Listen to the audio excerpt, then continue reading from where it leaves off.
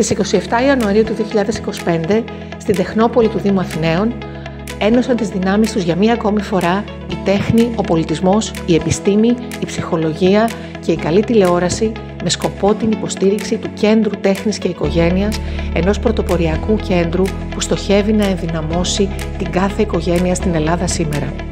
Στη διάρκεια της εκδήλωσης, στην ψυχοθεραπευτική πολυθρόνα της Εύχαρης Παναγοπούλου, κάθισαν ο Χριστόφορος Παπαγαλιάτης, η Στεφανία Γουλιώτη, ο Γιάννης Τσορτέκης, η Μαρία Καβογιάννη, ο Φάνης Μουρατίδης. Συζήτησαν, ανέλυσαν, ένιωσαν, έκλαψαν, συγκίνησαν τους ίδιους και τον κόσμο με αφορμή τους ρόλους από τη σειρά Μαέστρο. Η εκδήλωση έγινε υπό την αιγίδα του Δήμου Αθηναίων και του Υπουργείου Κοινωνικής Συνοχής και Οικογένειας. Την εκδήλωση χαιρέτησε ένθερμα ο Δήμαρχος Αθηναίων, κ. Χάρης Δούκας, που δήλωσε την υποστήριξή του στο όραμα του Κέντρου Τέχνης και Οικογένειας.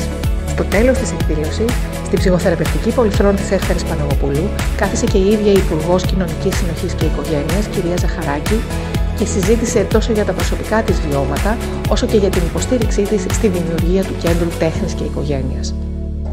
Το πρώτο βήμα για την επίτευξη του σκοπού μας έγινε. Για τα επόμενα, χρειαζόμαστε τη βοήθεια και τη συμβολή όλων σας, γιατί κάθε οικογένεια στην Ελλάδα έχει δικαίωμα να ζει όπως το επιθυμεί και το επιλέγει.